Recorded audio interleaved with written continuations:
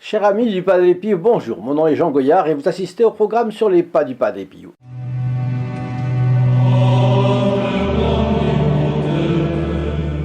À l'occasion des blasphèmes qui ont marqué les Jeux Olympiques de Paris 2024, nous aurons l'occasion d'y revenir parce qu'il le faut, nous avons évoqué quelques aspects des prophéties de la Salette, Fatima et Akita. Aujourd'hui, faisons un petit tour dans San Giovanni Rotondo pour nous détendre un peu.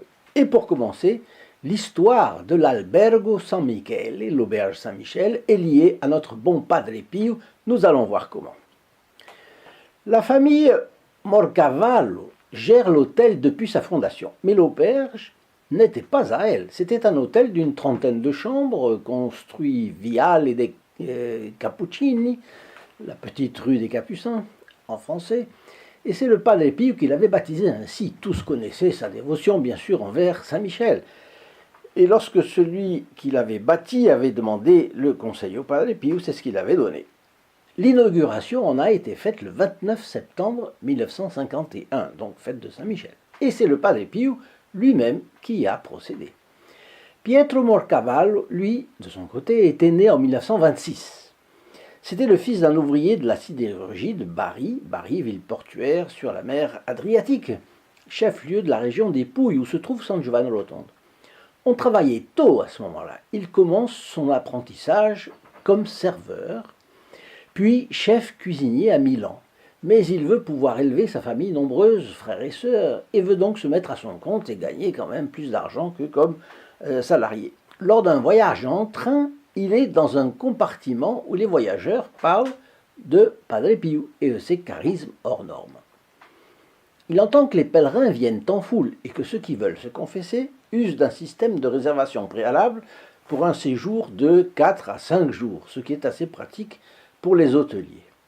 Quelques jours plus tard, Pietro Morcavallo lit dans le Corriere della Sera, le journal fameux, l'offre de gestion d'un hôtel-restaurant à San Giovanni Rotondo. Ce sont plus ou moins 30 chambres construites sur le Viale dei Cappuccini.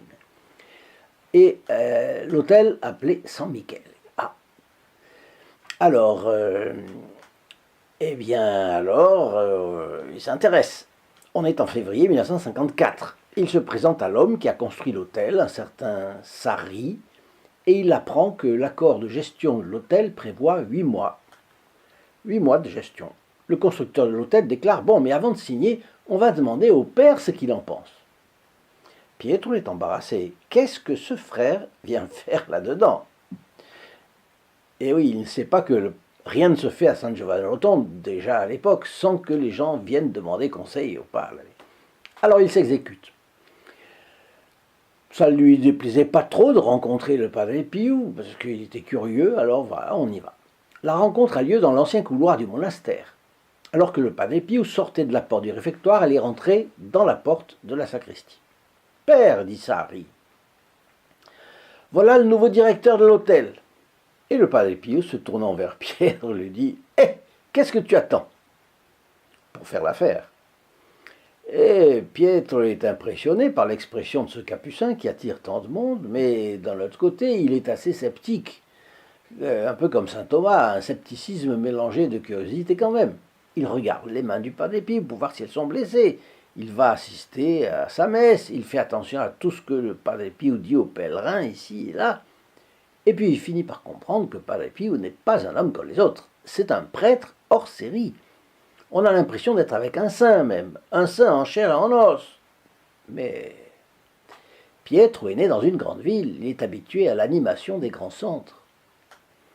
Le San Giovanni Rotondo de l'époque est coupé de tout axe de grande circulation. Il aurait aimé s'établir à Milan ou quelque part dans le nord de l'Italie, le nord riche, où il pourrait s'installer à son compte, établir les nombreux membres de sa famille. Il avait en perspective un éventuel accord avec un industriel de Brescia, qui pourrait lui aller. Alors, il hésite en fait, entre le gérer l'hôtel et cela. Mais il va voir le Padre Pio.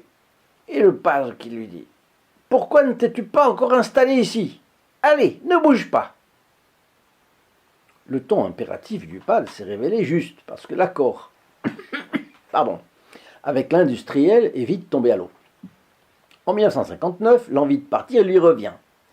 Il faut dire qu'à ce moment-là, le Padre Pio ne va pas très bien et ne descend plus pour confesser. C'est seulement à l'occasion de l'Angélus qu'on a un léger contact avec lui. Depuis sa cellule, il prononce quelques brèves phrases d'encouragement, récite les oraisons d'usage, et puis bénit les fidèles groupés sur la Piazzale di Santa Maria delle Grazie, vous savez, qui, de leur côté, sont préoccupés pour la santé du Padre Pio. Les pèlerins se sont quelque peu raréfiés, et en conséquence, les affaires marchent moins bien. D'ailleurs, vous vous en rappelez, Pietro, à ce moment-là, n'est que le gérant de l'hôtel. Alors il va parler au Padre Pio d'un projet qu'il a d'acheter une affaire à San Remo, qui était une station balnéaire. San Remo, en 1959, est connu pour ses plages, ses courses cyclistes, son fameux parcours de rallye automobile, c'est sur la Riviera, vous savez, au-delà de 26 000. Bon. Et c'est le centre du festival de la chanson italienne.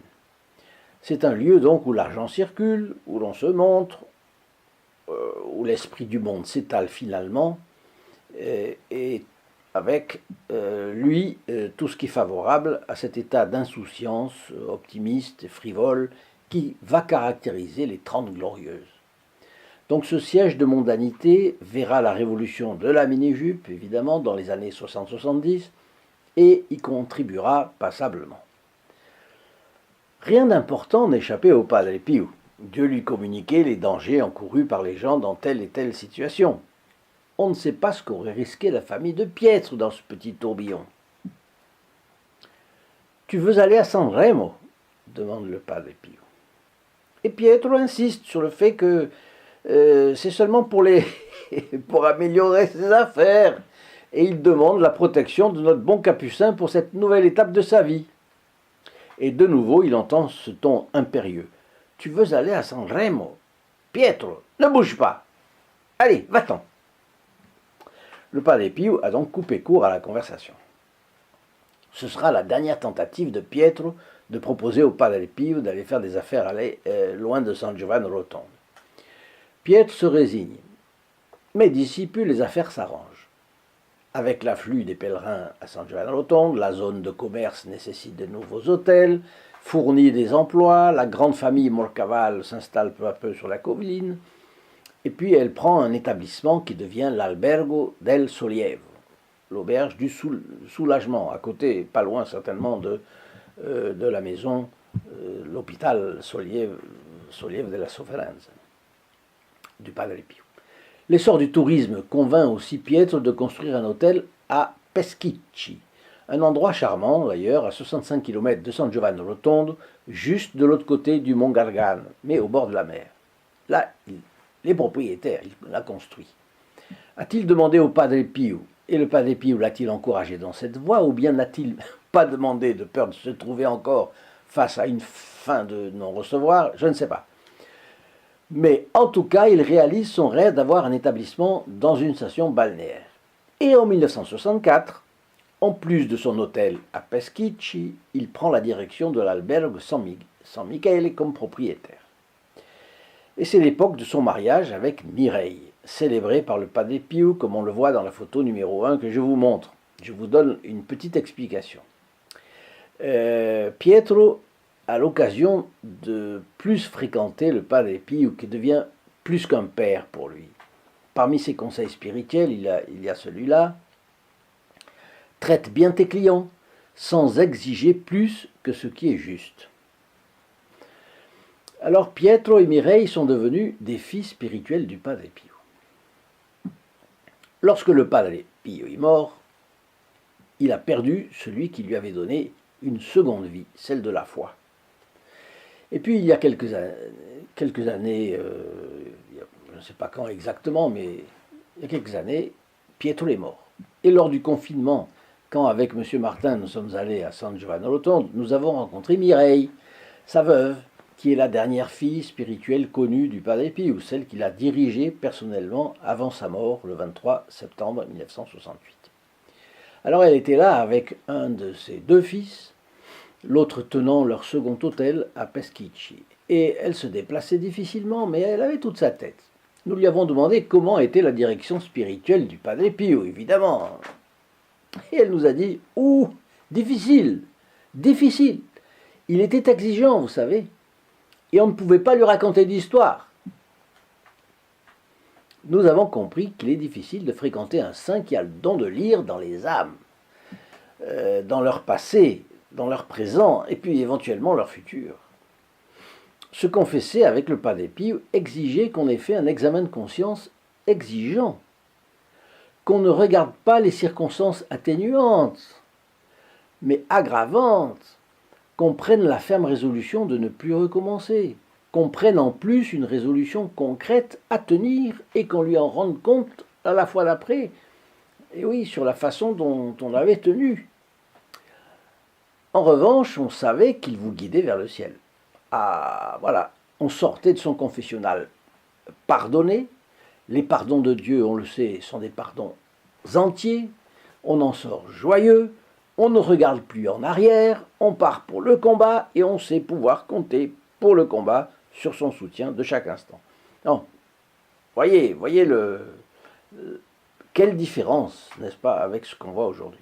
Alors, voyez-vous où ce petit tour par l'Albergo San Miguel nous conduit? Ne différons pas notre prochaine confession. Examinons-nous et courons nous confesser. S'il est difficile de trouver un confesseur, prions pour que Notre-Dame nous en trouve un.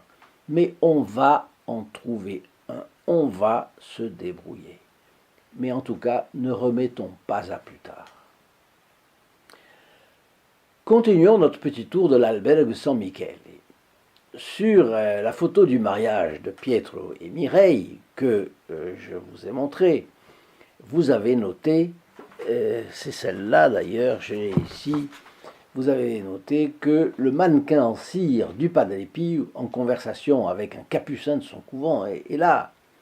C'est que les Morcavallo ont transformé 3 ou 4 salons du rez-de-chaussée de leur hôtel en musée de cire pour rendre plus présente la mémoire de leur père spirituel. Certainement par nostalgie du Padre Pio, mais ces salles valent la peine d'être visitées. La photo numéro 2 vous montre le Padre Pio célébrant la messe, célébrant sa messe assis. D'abord, quand on a perdu un être cher, on préfère avoir une représentation des derniers temps où on l'a connu, c'est normal, et ensuite, et donc il était assis les derniers mois. Et puis, c'est une excellente idée pour incarner un peu plus l'idée que les clients de l'hôtel peuvent avoir du grand et humble capucin. Alors oui, je vous disais que les derniers mois de sa vie, il célébrait la messe assis. Et on devait même le porter parce qu'il était déplacé en fauteuil roulant. Mais remarquons une chose qui départ sur cette photo. Je vous la mets là. Le calice, le ciboire, les burettes et les porte-cierges apparaissent tous en bois grossièrement taillé, ce qui est une fausse interprétation de la pauvreté. Ils ont dû faire ça, ils ont confié à quelqu'un, et puis ça a été fait. Car le Padre Pio, qui ne possédait rien en propre, hormis son hôpital, et ça pour des raisons anti-corruption dont on pourra parler un jour, eh bien, le Padre Pio utilisait un très beau mobilier pour servir à sa messe, c'est-à-dire des objets du culte beaux et le mobilier beau, c'est-à-dire approprié à recevoir Dieu fait chair. Voici un extrait de l'instruction Redemptionis Sacramentum sur certaines choses à observer et à éviter concernant la très sainte Eucharistie. Cela a été publié par la Congrégation pour le culte divin et la discipline des sacrements, adopté par le pape, etc., le 23 avril 2004. Dans chaque région, il est strictement requis de choisir des matières que tout le monde estime nobles, en signe de respect pour le Seigneur, et afin d'écarter complètement, aux yeux des fidèles, tout risque d'un affaiblissement de la doctrine de la présence réelle du Christ sous les espèces eucharistiques. Le fait de célébrer la messe avec n'importe quel vase d'usage quotidien ou plus commun est expressément réprouvé, en particulier s'il s'agit d'objets dépourvus de toute qualité artistique ou encore de récipients en verre, argile, terre cuite ou autre matière. En Occident, la règle est que les prêtres doivent célébrer dans un calice en or ou en argent, au moins plaqué or ou argent à l'intérieur, et à l'extérieur décoré de manière sacrale. Pourquoi? Parce que le calice et le ciboire sont destinés à recevoir le corps et le sang de notre Seigneur. On choisit donc la matière la plus noble qu'on puisse trouver pour cela. D'abord en soi, comme disait l'instruction de la congrégation pour la discipline des sacrements. Et pour le service de Dieu, le matériel doit être ce qu'il y a de plus noble, parce que Dieu est la noblesse. La noblesse. La deuxième raison, c'est pédagogique. L'Église a toujours pris en compte les facultés que Dieu a données aux hommes de distinguer et hiérarchiser tout ce qu'ils voient. Les couleurs, les formes, etc. Et vous savez que les sons, les couleurs, les objets, tout a un effet sur l'âme des personnes. C'est mystérieux, Dieu a fait les choses comme ça.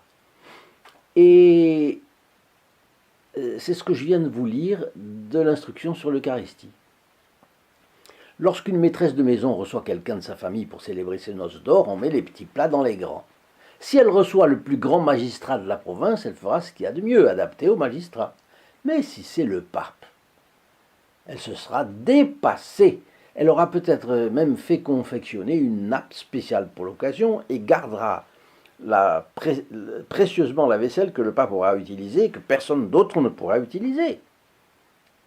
Et pour le roi des rois, le Padre Pio disait la messe avec des objets du culte en matière noble.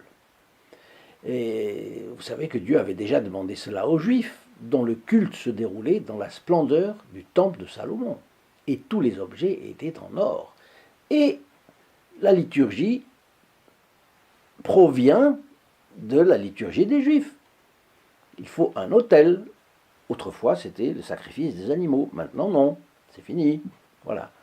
Le curé d'Ars vivait dans la plus grande pauvreté pour lui, mais il utilisait les ornements les plus précieux qu'il pouvait pour le culte. Parce qu'il disait, pour Dieu, rien n'est assez beau. Mais voilà, la tendance du XXe siècle est passée progressivement au misérabilisme et sous le prétexte de faire pauvre, et tandis que l'homme soignait de plus en plus son confort personnel, il négligeait de plus en plus sa vénération envers Dieu. Je sais que les sophistes diront qu'il y a des endroits pauvres dans le monde où on ne peut pas réaliser ça. Mais l'instruction est claire. Dans chaque région, il est strictement requis de choisir des matières que tout le monde estime nobles, en signe de respect pour le Seigneur et afin d'écarter complètement, aux yeux des fidèles, tout risque d'un affaiblissement de la doctrine de la présence réelle du Christ sous les espèces eucharistiques. Donc dans un pays, ce ne sera pas l'or et l'argent, mais ça pourrait être autre chose, un magnifique cuivre, que sais-je. Les gens disent toujours il y a des cas où, n'est-ce pas? Mais quand c'est impossible, c'est tout. Mais quand on a eu de l'or et de l'argent, pour Dieu, les mettre au rencard méritent la qualification de recul dans la dévotion, de tiédeur dans la foi, de vie spirituelle négligée et finalement de décadence. Faire pauvre? Non. Les pauvres sont enthousiasmés par la richesse du culte, comme la reine d'Angleterre d'ailleurs, la reine mère, vous savez, dans les bombardements de la guerre de 40 à Londres, elle allait visiter les quartiers victimes des bombardements en robe de grande classe. Et les journalistes lui ont demandé si elle n'aurait pas mieux fait d'être pauvre parmi les pauvres. Et elle a répondu que la pauvreté, il la connaissait, mais que s'il venait la voir à elle dans son palais, il mettait les plus beaux vêtements. Elle se devait donc de faire de même. Alors, nous sommes à une époque où le misérabilisme est en vogue. Je sais bien pourquoi. Eh bien, je vous laisse me répondre dans vos commentaires.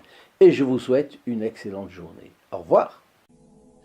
In nome del Padre, del Figliolo e dello Spirito Santo, e così sia. Sia lodato Gesù e Maria,